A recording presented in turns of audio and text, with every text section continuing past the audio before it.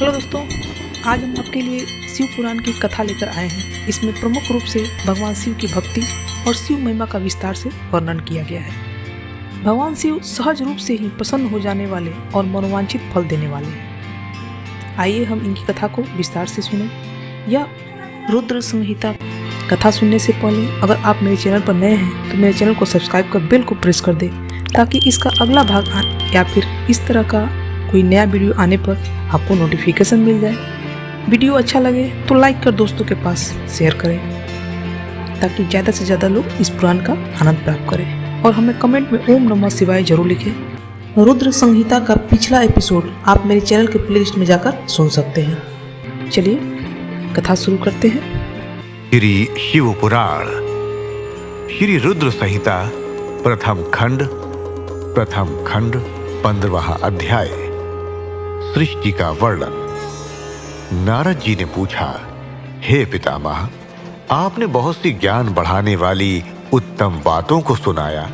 कृपया इसके अलावा और भी जो आप सृष्टि एवं उससे संबंधित लोगों के बारे में जानते हैं, हमें बताने की कृपा कर।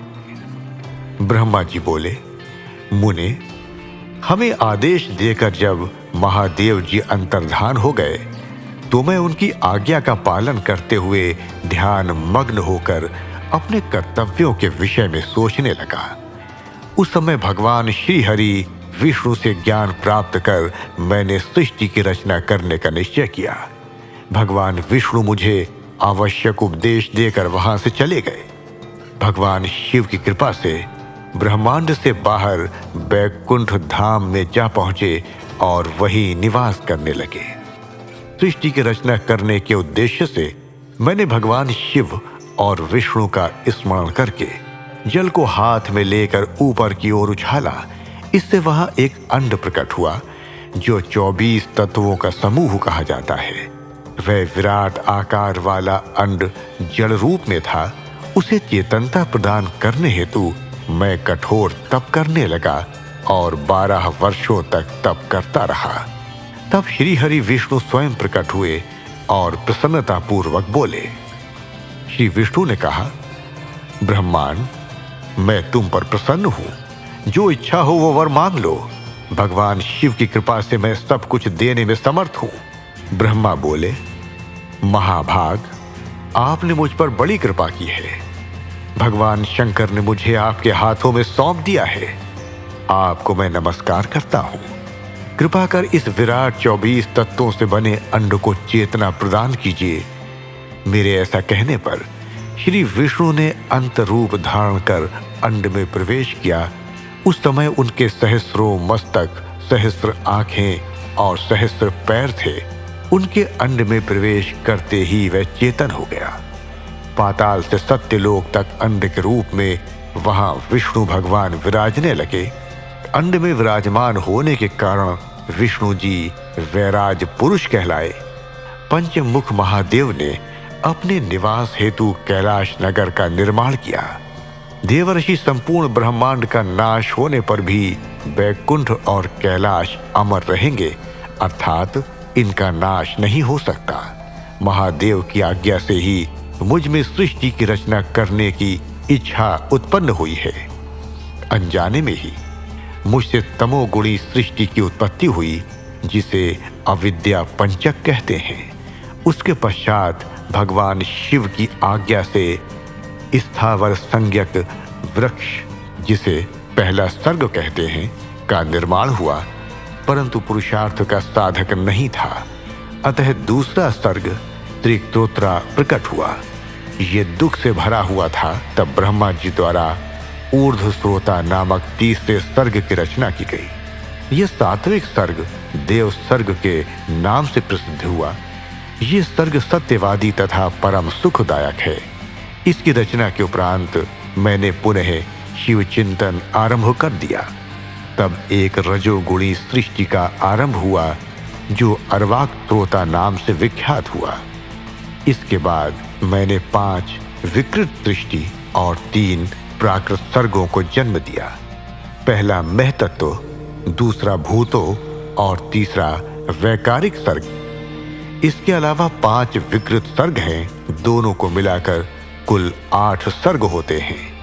9वां कौमार सर्ग है, जिससे सनत सनंदन कुमारों की रचना हुई है।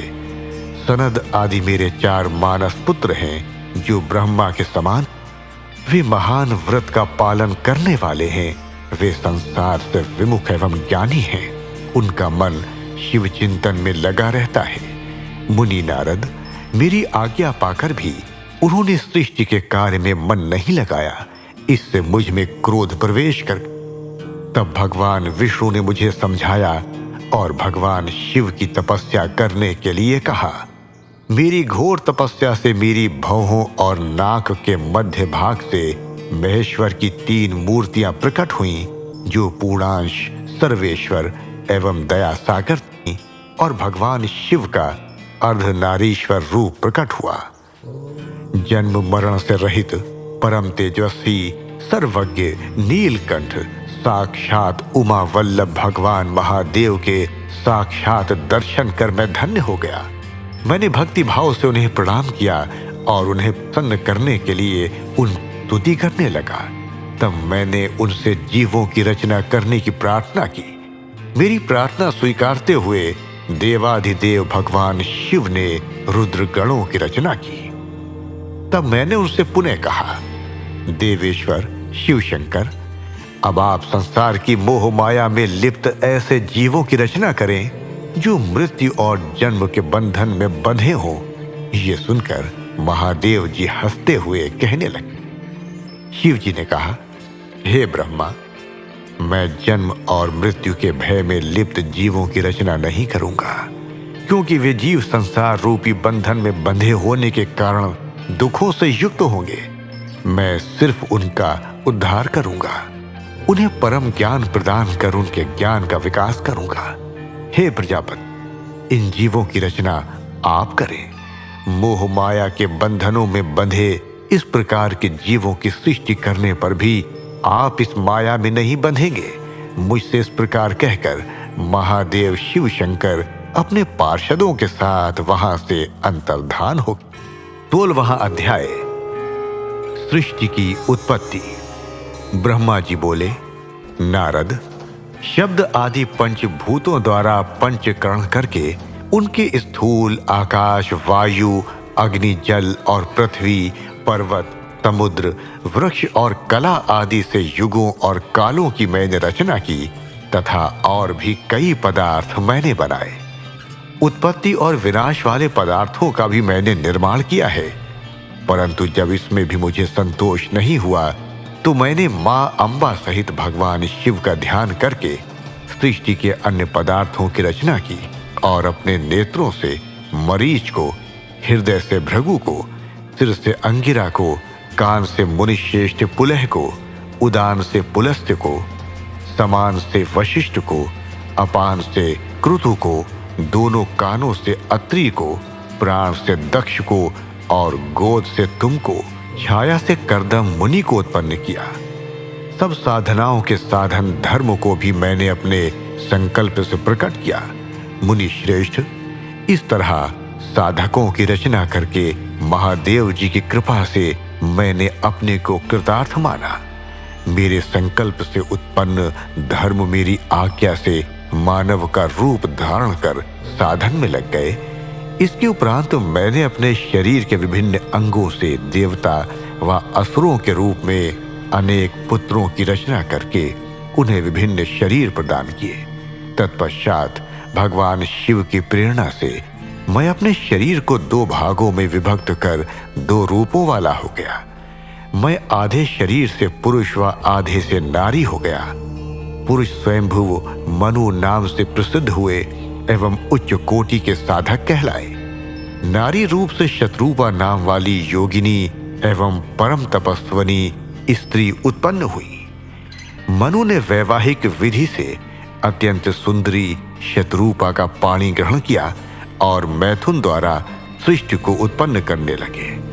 उन्होंने शत्रुपा से प्रियव्रत और उत्तानपाद नामक 2 पुत्र तथा आकोति, देवहूति और प्रसूति नामक 3 पुत्रियां प्राप्त की। आकोति का रुचि मुनि से, देवहूति का कर्दम मुनि से तथा प्रसूति का दक्ष प्रजापति के साथ विवाह कर दिया गया। इनकी संतानों से पूरा जगत चराचर हो गया। रुचि और आकुति के वैवाहिक संबंध में यज्ञ और दक्षिणा नामक स्त्री पुरुष का जोड़ा उत्पन्न हुआ। यज्ञ की दक्षिणा से 12 पुत्र हुए। मुने, कर्दम और देवहूति के संबंध से बहुत सी पुत्रियां पैदा हुईं। दक्ष और प्रसूति से 24 कन्याएं हुईं। दक्ष ने 13 कन्याओं का विवाह धर्म से कर दिया। ये 13 कन्याएं श्रद्धा, लक्ष्मी, धृति, तुष्टि, पुष्टि, मेधा, क्रिया, बुद्धि, लज्जा, वसु, शांति, सिद्धि और कीर्ति हैं। अन्य 11 कन्याओं ख्याति, सती, संभूति, स्मृति, प्रीति, क्षमा, सनंती, अन्नसूया, ऊर्जा, स्वाहा और स्वधा का विवाह भृगु, शिव, मरीचि, अंगिरा, पुलस्त्य, पुलह, क्रतु, अत्रि, वशिष्ठ, अग्नि और पितर नामक मुनियों से संपन्न हुआ। उनकी संतानों से पूरा त्रिलोक भर गया। अंबिकापति महादेव जी की आज्ञा से बहुत से प्राणी श्रेष्ठ मुनियों के रूप में उत्पन्न हुए। कल्प भेद से दक्ष की 60 कन्याएं हुईं। उनमें से 10 कन्याओं का विवाह धर्म से, 27 का चंद्रमा से, 13 कन्याओं का विवाह कश्यप ऋषि से संपन्न हुआ। नारद, उन्होंने 4 कन्याएं अरिष्टनेमि को ब्याह दी। भृगु, अंगिरा और कुशाशव से 2-2 कन्याओं का विवाह कर दिया। कश्यप ऋषि के संतानों से संपूर्ण त्रिलोक आलोकित है। देवता, ऋषि, दैत्य, वृक्ष, पक्षी, पर्वत तथा लताएं आदि कश्यप पुत्रियों से पैदा हुए हैं। इस तरह भगवान शंकर की आज्ञा से ब्रह्मा जी ने पूरी सृष्टि की रचना की। सर्वव्यापी शिव जी द्वारा तपस्या के लिए प्रकट देवी, जिन्हें रुद्रदेव ने त्रिशूल के अग्रभाग पर रखकर उनकी रक्षा की, वे सती देवी ही दक्ष से प्रकट हुई थीं। उन्होंने भक्तों का उद्धार करने के लिए अनेक लीलाएं की। इस प्रकार देवी शिवा ही सती के रूप में भगवान शंकर की अर्धांगिनी बनी। परंतु अपने पिता के यज्ञ में अपने पति का अपमान देखकर उन्होंने अपने शरीर को यज्ञ की अग्नि में भस्म कर दिया। देवताओं की प्रार्थना पर ही वे मां सती पार्वती के रूप में प्रकट हुईं और कठिन तपस्या करके उन्होंने पुनः भगवान भोलेनाथ को प्राप्त कर। वे संसार में कालिका, चंडिका, भद्रा, चामुंडा, विजया, जया, जयंती, भद्रकाली, दुर्गा, भगवती, कामाख्या, कामदा, अंबा, मृडानी और सर्वमंगला आदि अनेक नामों से पूजी जाती हैं। देवी के ये नाम भोग और मोक्ष को देने वाले हैं। मुनि नारद, इस प्रकार मैंने तुम्हें सृष्टि की उत्पत्ति की कथा सुनाई है। पूरा ब्रह्मांड भगवान शिव की आज्ञा से मेरे द्वारा रचा गया है। ब्रह्मा, विष्णु और रुद्र आदि तीनों देवता उन्हीं महादेव के अंश हैं। भगवान शिव निर्गुण और सगुण हैं। वे शिवलोक में शिवा के साथ निवास करते हैं। 17वां अध्याय, पापी गुण निधि की कथा। सूत जी कहते हैं, हे ऋषियों, तत्पश्चात नारद जी ने विनय पूर्वक प्रणाम किया और उनसे पूछा, भगवान शंकर कैलाश पर कब गए और महात्मा कुबेर से उनकी मित्रता कहां और कैसे हुई? प्रभु शिव जी कैलाश पर क्या करते हैं? कृपा कर मुझे बताइए। इसे सुनने के लिए मैं बहुत उत्सुक हूं। ब्रह्मा जी बोले, हे नारद, मैं तुम्हें चंद्रमौली भगवान शिव के विषय में बताता हूं। कांपिल्य नगर में यज्ञ दत्त दीक्षित नामक एक ब्राह्मण रहते थे, जो अत्यंत प्रसिद्ध थे। वे यज्ञ विद्या में बड़े पारंगत थे। उनका गुण निधि नामक एक 8 वर्षीय पुत्र था। उसका यज्ञोपवीत हो चुका था और वे भी बहुत सी विधाएं जानते थे, परंतु वह दुराचारी और जुआरी हो गया। हर वक्त खेलता कूदता रहता तथा गाने बजाने वालों का साथी हो गया था। माता के बहुत कहने पर भी वो पिता के समीप नहीं जाता था और उनकी किसी आज्ञा को नहीं मानता था।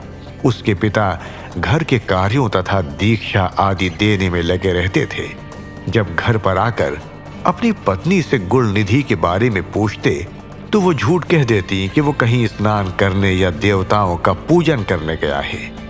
केवल एक ही पुत्र होने के कारण वे अपने पुत्र की कमियों को छुपाती रहती थी। उन्होंने अपने पुत्र का विवाह भी करा दिया। माता नित्य अपने पुत्र को समझाती थी। वह उसे ये भी समझाती थी कि तुम्हारी बुरी आदतों के बारे में तुम्हारे पिता को पता चल गया तो वह क्रोध के आवेश में हम दोनों को मार देंगे। परंतु गुणनिधि पर मां के समझाने का कोई प्रभाव नहीं पड़ता था। एक दिन उसने अपने पिता की अंगूठी चुरा ली और उसे जुए में हार आया। देव योग से उसके पिता को अंगूठी के विषय में पता चल गया। जब उन्होंने अंगूठी जुआरी के हाथ में देखी और उससे पूछा तो जुआरी ने कहा, मैंने कोई चोरी नहीं की है, अंगूठी मुझे तुम्हारे पुत्र ने ही दी है। यही नहीं बल्कि उसने और जुआरियों को भी बहुत सारा धन घर से लाकर दिया है। परंतु आश्चर्य तो यह है कि तुम जैसे पंडित भी अपने पुत्र के लक्षणों को नहीं जान पाए। ये सारी बातें सुनकर पंडित दीक्षित का सिर शर्म से झुक गया। वे सिर झुकाकर और अपना मुंह ढककर अपने घर की ओर चल दिए। घर पहुंचकर गुस्से से उन्होंने अपनी पत्नी को पुकारा। अपनी पत्नी से उन्होंने पूछा, तेरा लाडला पुत्र कहाँ गया है? मेरी अंगूठी जो मैंने सुबह तुम्हें दी थी वो कहाँ है? मुझे जल्दी से दो। तो पंडित की पत्नी ने फिर झूठ बोल दिया, मुझे स्मरण नहीं है कि वो कहाँ है। अब तो दीक्षित जी को और भी क्रोध आ। वे अपनी पत्नी से बोले, तू बड़ी सत्यवादिनी है, इसलिए मैं जब भी गुणनिधि के बारे में पूछता हूं तब मुझे अपनी बातों से बहला देती है। यह कहकर दीक्षित जी घर के अन्य सामानों को ढूंढने लगे, किंतु उन्हें कोई वस्तु न मिली क्योंकि वे सब वस्तुएं गुणनिधि जुए में हार चुका था। क्रोध में आकर पंडित ने अपनी पत्नी और पुत्र को घर से निकाल दिया और दूसरा विवाह कर लिया। 18वां अध्याय, गुणनिधि को मोक्ष की प्राप्ति। ब्रह्मा जी बोले, हे नारद, जब ये समाचार गुणनिधि को मिला तो उसे अपने भविष्य की चिंता हुई। वे कई दिनों तक भूखा प्यासा भटकता रहा। एक दिन भूख प्यास से व्याकुल वे एक शिव मंदिर के पास बैठ गया। एक शिव भक्त अपने परिवार सहित शिव पूजन के लिए विविध सामग्री लेकर वहां आया था। उसने परिवार सहित भगवान शिव का विधि विधान से पूजन किया और नाना प्रकार के पकवान शिवलिंग पर चढ़ाए। पूजन के बाद वे लोग वहां से चले गए तो गुणनिधि ने भूख से मजबूर होकर उस भोग को चोरी से खाने का विचार किया और मंदिर में चला गया। उस समय अंधेरा हो चुका था, इसलिए उसने अपने वस्त्र को जलाकर उजाला किया। ये मानो उसने भगवान शिव के सम्मुख दीप जलाकर दीपदान किया था। जैसे ही वो सब भोग उठाकर भागने लगा, उसके पैरों की धमक से लोगों को पता चल गया कि उसने मंदिर में चोरी की है। सभी उसे पकड़ने के लिए दौड़े और उसका पीछा करने लगे। नगर के लोगों ने उसे खूब मारा। उनकी मार को उसका भूखा शरीर सहन नहीं कर सका। उसके प्राण पखेरु उड़ गए। उसके कुकर्मों के कारण यमदूत उसको बांध कर ले जा रहे थे। तभी भगवान शिव के पार्षद वहां आ गए और गुणनिधि को यमदूतों के बंधनों से मुक्त करा दिया। यमदूतों ने शिवगणों को नमस्कार किया और बताया कि ये बड़ा पापी और धर्म कर्म से हीन है। ये अपने पिता का भी शत्रु है। इसने शिव जी के भोग की भी चोरी की। इसने बहुत पाप किए हैं, इसलिए ये यमलोक का अधिकारी है। इसे हमारे साथ जाने दें ताकि विभिन्न नरकों को ये भोग सके। तब शिवगणों ने उत्तर दिया कि निश्चय ही गुणनिधि ने बहुत से पाप कर्म किए हैं, परंतु इसने कुछ पुण्य कर्म भी किए हैं जो संख्या में कम होने पर भी पाप कर्मों को नष्ट करने वाले हैं। इसने रात्रि में अपने वस्त्र को फाड़कर शिवलिंग के समक्ष दीपक से बत्ती डालकर उसे जलाया और दीपदान किया। इसने अपने पिता के श्री मुक्ते एवं मंदिर के बाहर बैठकर शिवगणों को सुना है और ऐसे ही और भी अनेक धर्म कर्म इसने किए हैं। इतने दिनों तक भूखा रहकर इसने व्रत किया और शिव दर्शन तथा शिव पूजन भी अनेकों बार किया है। इसलिए ये हमारे साथ शिवलोक को जाएगा, वहां कुछ दिनों तक निवास करेगा।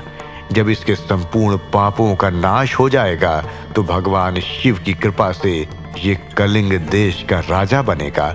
अतः यमदूतों, तुम अपने लोक को लौट जाओ। ये सुनकर यमदूत यमलोक को चले गए। उन्होंने यमराज को इस विषय में सूचना दे दी और यमराज ने इसको प्रसन्नता पूर्वक स्वीकार कर लिया। तत्पश्चात गुणनिधि नामक ब्राह्मण को लेकर शिवगण शिवलोक को चल दिए। कैलाश पर भगवान शिव और देवी उमा विराजमान थे। उसे उनके सामने लाया गया। गुणनिधि ने भगवान शिव उमा की चरण वंदना की और उन स्तुति की। उसने महादेव से अपने किए कर्मों के बारे में क्षमा याचना की। भगवान ने उसे क्षमा प्रदान कर दी। वहां शिवलोक में कुछ दिन निवास करने के बाद गुणनिधि कलिंग देश के राजा अरिंदम के पुत्र दम के रूप में विख्यात हुआ। हे नारद, शिव जी की थोड़ी सी सेवा भी उसके लिए अत्यंत फलदायक हुई। इस गुणनिधि के चरित्र को जो कोई पढ़ता अथवा सुनता है, उसकी सभी कामनाएं पूरी होती हैं तथा वह मनुष्य सुख शांति प्राप्त करता है। 19वां अध्याय, गुणनिधि को कुबेर पद की प्राप्ति।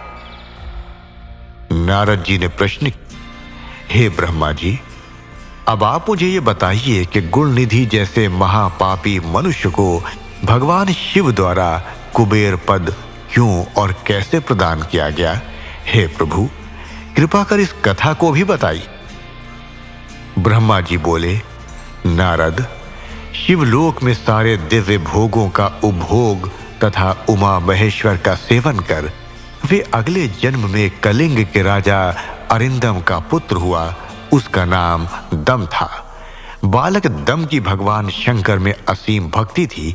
वे सदैव शिव जी की सेवा में लगा रहता था। वे अन्य बालकों के साथ मिलकर शिव भजन करता।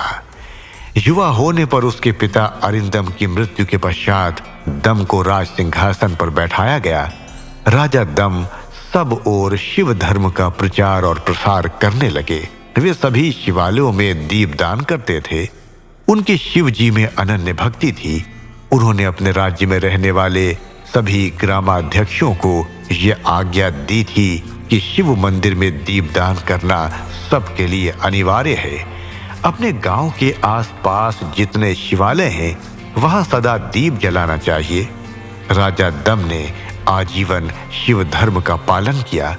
इस तरह वे बड़े धर्मात्मा कहलाए। उन्होंने शिवालयों में बहुत से दीप जलवाए। इसके फलस्वरूप वे दीपों की प्रभा के आश्रय हो मृत्युपरांत अलकापुरी के स्वामी बने। ब्रह्मा जी बोले, हे नारद, भगवान शिव का पूजन व उपासना महान फल देने वाली। दीक्षित के पुत्र गुणनिधि ने, जो पूर्ण अधर्मी था, भगवान शिव की कृपा पाकर दिक्पाल का पद पा लिया था। अब मैं तुम्हें उसकी भगवान शिव के साथ मित्रता के विषय में बताता हूं। नारद, बहुत पहले की बात, मेरे मानस पुत्र पुलस्त्य से विश्रवा का जन्म हुआ और विश्रवा के पुत्र कुबेर हुए। उन्होंने पूर्व काल में बहुत कठोर तप। उन्होंने विश्वकर्मा द्वारा रचित अलकापुरी का उपभोग किया। मेघवाहन कल्प के आरंभ होने पर वे कुबेर के रूप में घोर तप करने लगे।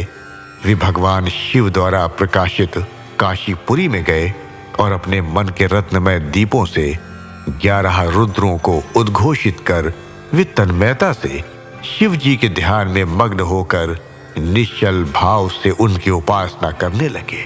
वहां उन्होंने शिवलिंग की प्रतिष्ठा की। उत्तम पुष्पों द्वारा शिवलिंग का पूजन किया। कुबेर पूरे मन से तप में लगे थे। उनके पूरे शरीर में केवल हड्डियों का ढांचा और चमड़ी ही बची थी। इस प्रकार उन्होंने 10,000 वर्षों तक तपस्या की। तत्पश्चात भगवान शिव अपनी दिव्य शक्ति उमा के भव्य रूप के साथ कुबेर के पास गए। अलकापति कुबेर मन को एकाग्र कर शिवलिंग के सामने तपस्या में लीन थे। भगवान शिव ने कहा, अलकापति, मैं तुम्हारी भक्ति और तपस्या से प्रसन्न हूं। तुम मुझसे अपनी इच्छा अनुसार वर मांग सकते हो। यह सुनकर जैसे ही कुबेर ने आंखें खोली तो उन्हें अपने सामने भगवान नीलकंठ खड़े दिखाई दिए। उनका तेज सूर्य के समान था। उनके मस्तक पर चंद्रमा अपनी चांदनी बिखेर रहा था। उनके तेज से कुबेर की आंखें चौंधिया गईं। तत्काल उन्होंने अपनी आंखें बंद कर ली। वे भगवान शिव से बोले, भगवान, मेरे नेत्रों को वह शक्ति दीजिए जिससे मैं आपके चरणाविंदों का दर्शन कर सकूं। कुबेर की बात सुनकर भगवान शिव ने अपनी हथेली से कुबेर को स्पर्श कर देखने की शक्ति प्रदान की। दिव्य दृष्टि प्राप्त होने पर वे आंखें फाड़ फाड़ कर देवी उमा की ओर देखने लगे। वे सोचने लगे कि भगवान शिव के साथ ये सर्वांग सुंदरी कौन है। इसने ऐसा कौन सा तप किया है जो इससे भगवान शिव की कृपा से उनका सामीप्य रूप और सौभाग्य प्राप्त हुआ है। वे देवी उमा को निरंतर देखते जा रहे थे। देवी को घूरने के कारण उनकी बाईं आंख फूट गई। शिवजी ने उमा से कहा, उमे, ये तुम्हारा पुत्र है। ये तुम्हें क्रूर दृष्टि से नहीं देख रहा है। ये तुम्हारे तप बल को जानने की कोशिश कर रहा है। फिर भगवान शिव ने कुबेर से कहा, मैं तुम्हारी तपस्या से बहुत प्रसन्न हूं। मैं तुम्हें वर देता हूं कि तुम समस्त निधियों और गुह शक्तियों के स्वामी हो जाओ। सुव्रतों, यक्षों और किन्नरों के अधिपति होकर धन के दाता बनो। मेरी तुमसे सदा मित्रता रहेगी और मैं तुम्हारे पास सदा निवास करूंगा, अर्थात तुम्हारे स्थान अलकापुरी के ही पास मैं निवास करूंगा। कुबेर, अब तुम अपनी माता उमा के चरणों में प्रणाम करो। यही तुम्हारी माता है। ब्रह्मा जी कहते हैं, नारद, इस प्रकार भगवान शिव ने देवी से कहा, हे देवी, यह आपके पुत्र के समान है। इस पर अपनी कृपा करो। ये सुनकर उमा देवी बोली, वत्स, तुम्हारी भगवान शिव में सदैव निर्मल भक्ति बनी रहे। बाईं आंख फूट जाने पर तुम एक ही पिंगल नेत्र से युक्त रहो। महादेव जी ने जो वर तुम्हें प्रदान किए हैं वे सुलभ हैं। मेरे रूप से ईर्ष्या के कारण तुम कुबेर के नाम से प्रसिद्ध हो। कुबेर को वर देकर भगवान शिव और देवी उमा अपने धाम को चले गए। इस प्रकार भगवान शिव और कुबेर में मित्रता हुई और वे अलकापुरी के निकट कैलाश पर्वत पर निवास करने लगे। नारद जी ने कहा, ब्रह्मा जी, आप धन्य हैं। आपने मुझ पर कृपा कर मुझे इस अमृत कथा के बारे में बताया है। निश्चय ही शिव भक्ति दुखों को दूर कर समस्त सुख प्रदान करने वाली है। 20वां अध्याय, भगवान शिव का कैलाश पर्वत पर गमन। ब्रह्मा जी बोले, हे नारद मुनि, कुबेर के कैलाश पर्वत पर तप करने से वहां पर भगवान शिव का शुभ आगमन हुआ। कुबेर को वर देने वाले विश्वेश्वर शिव जब निधिपति होने का वर देकर अंतर्धान हो गए, तब उनके मन में विचार आया कि मैं अपने रुद्र रूप में, जिसका जन्म ब्रह्मा जी के ललाट से हुआ है और जो संहारक है, कैलाश पर्वत पर निवास करूं। शिव की इच्छा से कैलाश जाने के इच्छुक रुद्रदेव ने बड़े जोर जोर से अपना डमरू बजाना शुरू कर। वे ध्वनि उत्साह बढ़ाने वाली थी। डमरू की ध्वनि तीनों लोकों में गूंज रही थी। उस ध्वनि को सुनने वालों को अपने पास आने का आग्रह था। उस डमरू ध्वनि को सुनकर ब्रह्मा, विष्णु आदि सभी देवता, ऋषि मुनि, वेद शास्त्रों को जानने वाले सिद्ध लोग बड़े उत्साहित होकर कैलाश पर्वत पर पहुंचे। भगवान शिव के सारे पार्षद और गणपाल जहां भी थे, वे कैलाश पर्वत पर पहुंचे। साथ ही असंख्य गणों सहित अपनी लाखों करोड़ों भयावनी भूत प्रेतों की सेना के साथ स्वयं शिव जी भी वहां पहुंचे। सभी गणपाल सहस्रों भुजाओं से युक्त थे। उनके मस्तक पर जटाएं थीं। सभी चंद्रचूर्ण, नीलकंठ और त्रिलोचन थे। हार, कुंडल, केयूर तथा मुकुट से वे अलंकृत। भगवान शिव ने विश्वकर्मा को कैलाश पर्वत पर निवास बनाने की आज्ञा दी। अपने व अपने भक्तों के रहने के लिए योग्य आवास तैयार करने का आदेश दिया। विश्वकर्मा ने आज्ञा पाते ही अनेकों प्रकार के सुंदर निवास स्थान वहां बना दिए। उत्तम मुहूर्त में उन्होंने वहां प्रवेश किया। इस मधुर बेला पर सभी देवताओं, ऋषि मुनियों और सिद्धों सहित ब्रह्मा और विष्णु जी ने शिव जी व उमा का अभिषेक किया। विभिन्न प्रकार से उनकी पूजा अर्चना और स्तुति की। प्रभु की आरती उतारी। उस समय आकाश में फूलों की वर्षा हुई। इस समय चारों ओर भगवान शिव और देवी उमा की जय जयकार हो रही थी। सभी की स्तुति से प्रसन्न होकर भगवान शिव ने उन्हें उनकी इच्छा के अनुसार वरदान दिया तथा उन्हें अभीष्ट और मनोवांछित वस्तुएं भेंट। तत्पश्चात भगवान शंकर की आज्ञा लेकर सभी देवता अपने अपने निवास को चले गए। कुबेर भी भगवान शिव की आज्ञा पाकर अपने स्थान अलकापुरी को चले गए। तत्पश्चात भगवान शंभु वहां निवास करने लगे। वे योग साधना में लीन होकर ध्यान में मग्न रहते। कुछ समय तक वहां अकेले निवास करने के बाद उन्होंने दक्ष कन्या देवी सती को पत्नी रूप में प्राप्त कर लिया। देवर्षि अब रुद्र भगवान देवी सती के साथ वहां सुखपूर्वक विहार करने लगे। हे नारद, इस प्रकार मैंने तुम्हें भगवान शिव के रुद्र अवतार का वर्णन और उनके कैलाश पर आगमन की उत्तम कथा सुनाई है। तुम्हें शिवजी व कुबेर की मित्रता और भगवान शिव की विभिन्न लीलाओं के विषय में बताया है। उनकी भक्ति तीनों लोकों का सुख प्रदान करने वाली तथा मनोवांछित फलों को देने वाली है। इस लोक में ही नहीं परलोक में भी सद्गति प्राप्त होती है। इस कथा को भी जो मनुष्य एकाग्र होकर सुनता या पढ़ता है, वे इस लोक में सुख और भोगों को पाकर मोक्ष को प्राप्त होता है। नारद जी ने ब्रह्मा जी का धन्यवाद किया और उनकी स्तुति की। वे बोले कि प्रभु, आपने मुझे इस अमृत कथा को सुनाया है। आप महाज्ञानी हैं। आप सभी की इच्छाओं को पूर्ण करते हैं। मैं आपका आभारी हूँ। शिव चरित्र जैसा श्रेष्ठ ज्ञान आपने मुझे दिया है। हे प्रभु, मैं आपको बारंबार नमन करता हूँ। श्री रुद्र संहिता प्रथम खंड समाप्त।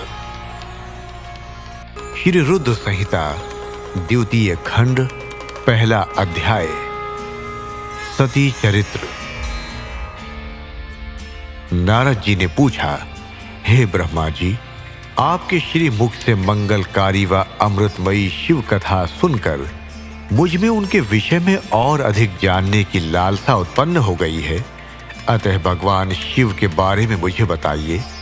विश्व की सृष्टि करने वाले हे ब्रह्मा जी, मैं सती के विषय में भी जानना चाहता हूँ। सदा शिव योगी होते हुए एक स्त्री के साथ विवाह करके गृहस्थ कैसे हो गए? उन्हें विवाह करने का विचार कैसे आया? जो पहले दक्ष की कन्या थी, फिर हिमालय की कन्या हुई, वे सती पार्वती किस प्रकार शंकर जी को प्राप्त हुई? पार्वती ने किस प्रकार घोर तपस्या की और कैसे उनका विवाह हुआ? कामदेव को भस्म कर देने वाले भगवान शिव के आदेश शरीर में वे किस प्रकार स्थान पा सकी? उनका अर्धनारीश्वर रूप क्या है? हे प्रभु, आप ही मेरे इन प्रश्नों के उत्तर दे सकते हैं। आप ही मेरे संशयों का निवारण कर सकते हैं। ब्रह्मा जी ने कहा, हे नारद, देवी सती और भगवान शिव का शुभ यश परम पावन दिव्य और गोपनीय है।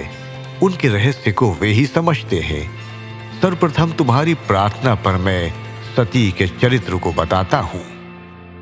पहले मेरे एक कन्या पैदा हुई, जिसे देखकर मैं काम पीड़ित हो गया।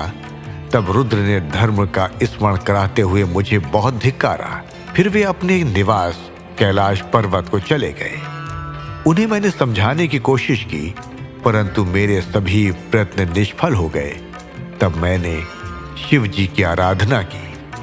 शिव जी ने मुझे बहुत समझाया, परंतु मैंने हठ नहीं छोड़ा और फिर रुद्रदेव को मोहित करने के लिए शक्ति का उपयोग करने लगा। मेरे पुत्र दक्ष के यहाँ सती का जन्म हुआ। वे दक्ष सुता उमा नाम से उत्पन्न होकर कठिन तप करके रुद्र की स्त्री हुई। रुद्र ने गृहस्थाश्रम में सुखपूर्वक समय व्यतीत किया। उधर शिव जी की माया से दक्ष को घमंड हो गया और वे महादेव जी की निंदा करने लगा। दक्ष ने एक विशाल यज्ञ का आयोजन किया। उस यज्ञ में दक्ष ने मुझे, विष्णु जी को, सभी देवी देवताओं को और ऋषि मुनियों को निमंत्रण दिया, परंतु महादेव शिव जी एवं अपनी पुत्री सती को उस विशाल यज्ञ का निमंत्रण नहीं दिया। सती को जब इस बात की जानकारी मिली तो उन्होंने शिव चरणों में वंदना कर उनसे दक्ष यज्ञ में जाने की इच्छा प्रकट की। भगवान शिव ने देवी सती को बहुत समझाया कि बिना बुलाए ऐसे आयोजनों में जाना अपमान और अनिष्ट कारक होता है, लेकिन सती ने जाने का हट किया। शिव ने भावी को देखते हुए आज्ञा दे दी। शिव सर्वज्ञ हैं। सती पिता के घर चली गई। वहां यज्ञ में महादेव जी के लिए भाग न देख और अपने पिता के मुख से अपने पति की घोर निंदा सुनकर उन्हें बहुत क्रोध आया। वे महादेव की निंदा सहन न कर सकी और उन्होंने उसी यज्ञ कुंड में कूदकर अपने शरीर का त्याग कर दिया। जब इसका समाचार शिव तक पहुंचा तो वे बहुत कुपित हुए। उन्होंने अपनी जटा का एक बाल उखाड़कर वीरभद्र नामक अपने गण को उत्पन्न किया। भगवान शिव ने वीरभद्र को आज्ञा दी कि वे दक्ष के यज्ञ का विध्वंस कर दे। वीरभद्र ने शिव आज्ञा का पालन करते हुए यज्ञ का विध्वंस कर दिया और दक्ष का सिर काट दिया। इस उपद्रव को देखकर सभी लोग भगवान शिव की प्रार्थना करने लगे। तब भगवान शिव ने दक्ष को पुनः जीवित कर दिया और उनके यज्ञ को पूर्ण कराया। भगवान शिव सती के मृत शरीर को लेकर वहां से चले। उस समय सती के शरीर से उत्पन्न ज्वाला पर्वत पर गिरी थी। वही पर्वत आज भी ज्वालामुखी के नाम से पूजित है। आज भी उसके दर्शन से मनोकामनाएं पूरी होती हैं। वही सती दूसरे जन्म में हिमालय के घर में पुत्री रूप में प्रकट हुई, जिनका नाम पार्वती था। उन्होंने कठोर तप द्वारा पुनः महादेव शिव को अपने पति के रूप में प्राप्त कर लिया। कथा अच्छी लगी हो तो लाइक कर दोस्तों के पास शेयर करें। इस कथा का अगला पिछला भाग सुनने के लिए आप मेरे चैनल के प्लेलिस्ट में जाकर सुन सकते हैं। अगर आप मेरे चैनल पर नए हैं तो मेरे चैनल को सब्सक्राइब कर बेल को प्रेस कर दें ताकि इस कथा का अगला एपिसोड जब भी आए आपको नोटिफिकेशन मिल जाए। और हमें कमेंट में ओम नमः शिवाय लिखना नहीं भूलें। धन्यवाद।